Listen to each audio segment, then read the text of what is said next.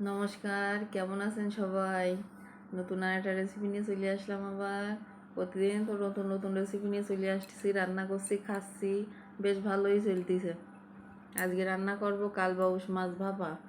রুই, কাতলা আর কালবাউস একই ধরনের, কিন্তু কালবাউস মাছটা একটু বেশি স্বাদ, বেশি টেস্ট, এইটা মিষ্টি বেশি লাগে।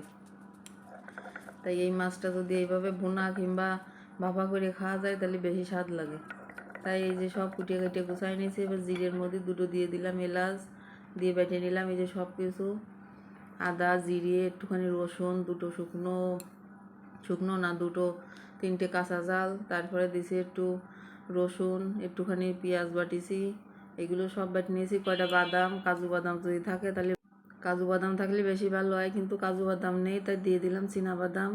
দিয়ে সব কিছু এই যে বাটাগুলো দিয়ে দিলাম এর মধ্যে, দিয়ে ভালো করে একটু একসাথে কষলায় কষলায় মাখায় নিতে হবে। দিয়ে দিলাম একটু গোলমরিচের গুঁড়ো, একটু বেশি ঝালের জন্য, একটু বেশি ঝাল ঝাল হলে ভালো হয়। আর একটু কাঁচা সর্ষের তেল নিয়ে হাত দিয়ে কষলাই কষলাই চটকাই ফটকাই মাখায় নিতে হবে। এমন চটকাতে হবে, চটকাইও স্বাদ বানাতে হবে। আর মাছগুলো যদি ফ্রিজে না যদি সদ্য মাছ হয় তাহলে বেশি ভালো হয়। এবার আসছে এই যে মাহানো হয়ে গেছে প্রায়, মাহাইয়ে এবার ধুয়ে দেবো। লবণও দিতে হবে, কিন্তু হলুদ দিতে হবে, লবণ দিতে হবে, দিতে একবারে মাহাইয়ে যুদ্ধ করে ধুয়ে দিতে হবে।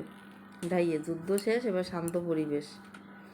এবার নিয়ে আসলাম কড়াই, নিয়ে 20 মিনিট পরে ওই মাহানো ওই মাছটা দিয়ে দিলাম কড়াইয়ের মধ্যে। দিয়ে এবার কোনোরকম ওই বাটিটা আর হাত কান ধুইয়ে একটুখানি জল তোর মধ্যে দিয়ে দিতে হবে। এই যে একটুখানি দিয়েছি, আর একটুখানি দিলি মনে হয় ভালো হবে না, একটু মনে হচ্ছে কমিয়ে যাবে না।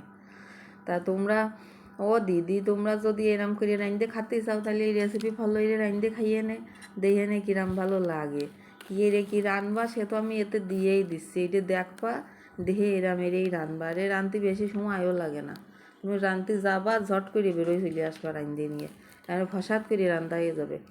উপরে তো আর একটু কাঁচা তেল ছড়াই দিচ্ছি যাতে আর একটু গ্রান বেরোই ভালো। দিয়ে দিলাম, দিয়ে আবার একটু নাড়াচাড়াই দিয়ে এবার নামাই দেবো, আর দেরি আরবো না। এবার কতক্ষণে গরম ভাত দিয়ে এই রেসিপিটা খাওয়া যাবে সেই অপেক্ষায় বসে থাকলাম। এবার নিয়ে নিচ্ছি, নিয়ে এবার খাইয়ে নিই।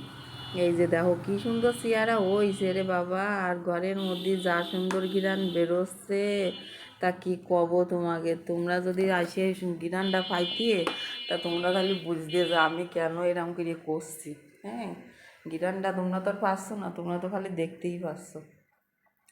এবার এই যে আমার বাবাডারে দিছি খাতে, বাবাটা মাখাই জাকাই নিয়ে খাচ্ছে, আর গরম ধোয়া ওটা ভাত, আর এর সাথে এই যে কাতলা নাকি কালবাউস মাছ, একেবারে জমে ক্ষীর, সেই স্বাদ। গালের মধ্যে যেন কিরাম একটা হইয়ে যাচ্ছে আমার বাবা, তাই বলছে সেই স্বাদ।